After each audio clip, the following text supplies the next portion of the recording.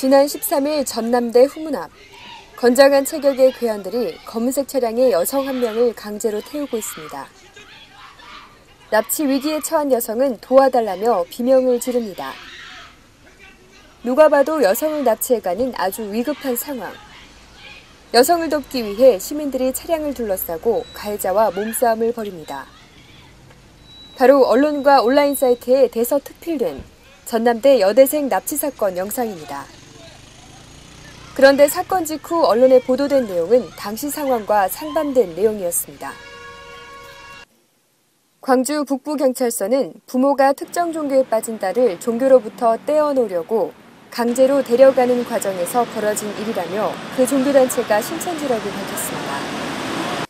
이후 언론들은 신천지에 빠진 딸을 부모가 구출하는 과정에서 벌어진 해프닝이었다는 내용으로 대대적인 보도를 했습니다. 그리고 기독교 언론은 사실 확인도 하지 않은 채 신천지에 대한 악의적인 보도를 내기 시작했고 사건은 일파만파 퍼지기 시작했습니다. 과연 언론에 보도된 대로 사건은 단순 종교 문제로 불거진 해프닝이었을까요? 무슨 이유에서든지 정당화 되지는 않는 것 같아요. 부모님이라 해도. 그리고 무섭고 듣던 게 진짜로 여기에서 일어났는지도 믿어지지 않아요, 사실. 진짜 거기 있었는데 아빠가 줄 알았다고. 근데 경찰에 와서도 그냥 가족이라고 하니까 보내줬잖아요. 아무렇지도 않게. 진짜 납치당한 거면 어떡해요. 그럼 경찰이 무책임하게 그냥 보내버리면 이게 진짜 납치면 큰일 난 거잖아요. 20일 서울프레스센터에서는 신천지 예수교가 주관하고 강제 개종교육 피해자연대가 주최한 기자회견이 열렸습니다. 이날 사건 피해자는 납치 과정에서 맞은 상처와 교통사고 후유증으로 거동이 불편함에도 휠체어를 타고 기자회견장에 직접 나왔습니다. 기자회견 내내 피해자는 당시의 기억이 사무치는지 몸을 떨었습니다.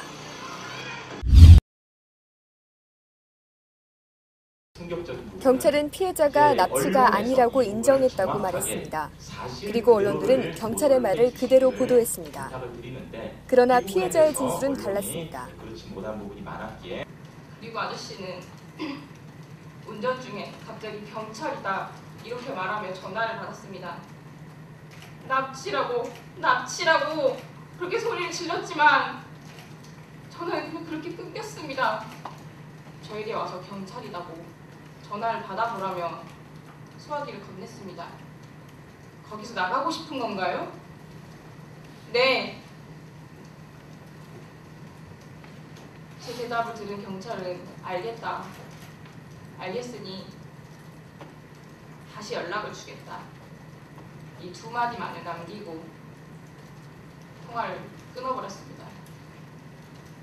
피해자는 납치 과정에서 경찰로부터 어떠한 조사도 도움도 받지 못했다고 호소했습니다. 피해자의 말이 사실이라면 경찰은 피해자에 대한 신병 확보, 가해자에 대한 조사 등 수사의 기본조차 무시한 행위를 벌인 것입니다. 이 사건을 맡은 광주 북부경찰서 사건 담당 경찰은 피해자에게 도와달라는 연락을 받은 적이 없다며 피해자가 직접 와서 진술하라고 밝혔습니다. 저 뭐라고 틀릴 말씀이 없어요.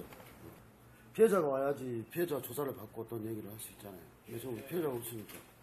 피해자가 전화를 해도 전화를 받지도 않고 엉뚱한 전화를 해가지고 저한테 협박만 하고. 피해자가 납치됐다고 도와달라고 전화를 드렸는데 저는 신고를 제가 받은 게 아니에요. 그 일에 대해서 하신 일이 무엇인지도 말씀을 해주시라는 거예요.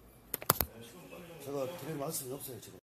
피해자를 강제로 차에 태워 보낸 괴한 한 명을 시민들이 잡아 경찰에 넘겼지만 경찰은 별다른 조치 없이 훈방한 것으로 알려져 논란은 더욱 커질 전망입니다. 경찰은 피해자 폭행, 감금 등 범죄 혐의점이 없어 수사를 마무리한다는 방침입니다. 그 차 안에는 엄마하고 새아빠하고 두 사람이 있었고요. 예. 그다음에 엄마가 예. 데리고 간 것이 확인됐고 이미 그 당사자로부터 엄마라는 걸 확인했고. 그럼 당사자는 지금 입장이 어떤 입장이 지금? 있는지. 당사자는 모르겠습니다. 이제 저희들은 이제 엄마라는 거 범죄 혐의가 없으니까 일단은. 엄마였던가요? 건장한 남자 2-3명이라고 제가 알고 있는데. 엄마였습니다. 예. 이미 그 당사자로부터 엄마라는 걸 확인했고. 예. 핸드폰을 뺏었습니다. 그러나 피해자의 주장은 다릅니다. 모른 채 그 괴한들에게 심하게 팔과 머리와 어깨를 잡혀서 맞고 또 머리채까지 잡혀서 끌려갔습니다.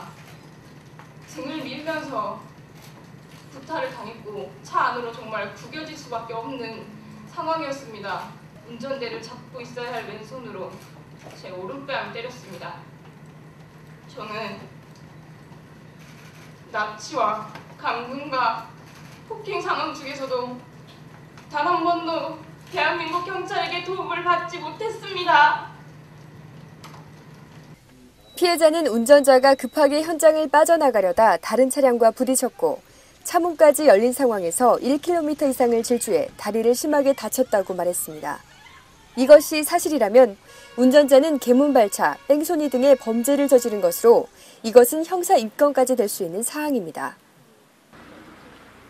감금당한 장소에서 탈출한 피해자는 정신적, 육체적 충격을 받고 현재 병원에서 입원 치료 중에 있습니다.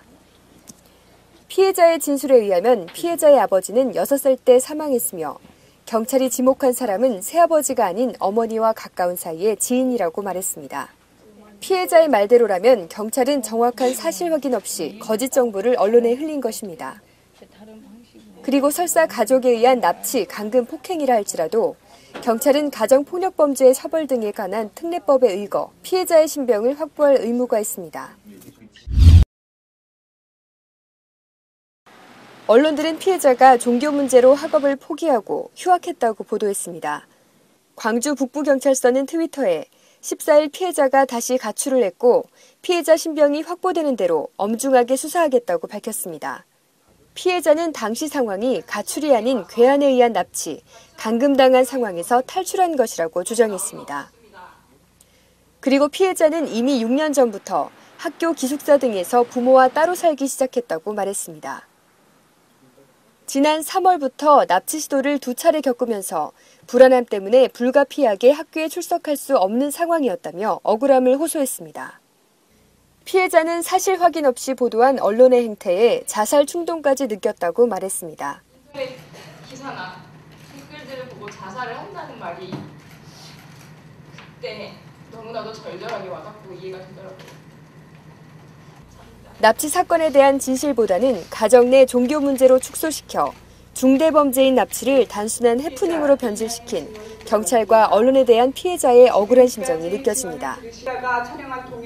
상식적으로 이해할 수 없는 경찰 수사, 사실을 왜곡하여 한 단체와 사람을 반국가적으로 몰아가는 언론. 오히려 사실을 왜곡하여 허위 사실을 만들고 잘못된 사실을 알리는 것이 반국가적인 행위가 아닌가 싶습니다. 20일 기자회견장에는 납치 당시 사건을 보도한 연합뉴스 등에서 취재를 왔고 피해자의 진술을 확인하고 재보도하였습니다. 하지만 대다수 언론들은 취재도 보도도 하지 않았습니다. 특히 사건을 왜곡시키고 자극적인 문구로 특정 종교단체를 가해자로 몰아붙여 사건을 확산시켰던 기독교 언론사는 단 한 곳도 기자회견장을 찾지 않았습니다. 대한민국은 종교의 자유와 기본적인 인권을 보장하는 나라입니다. 그러나 단지 신천지인이라는 이유로 종교의 자유와 인권은 보장받을 수 없는 걸까요? 피해자의 절규 어린 호소의 목소리가 편파 왜곡으로 얼룩진 언론의 행태에 경종을 울립니다.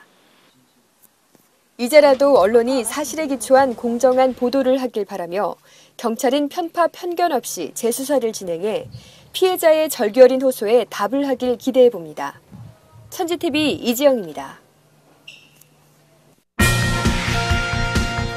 천재일보의 영상뉴스 천지TV에서는 시청자 여러분의 제보를 받습니다.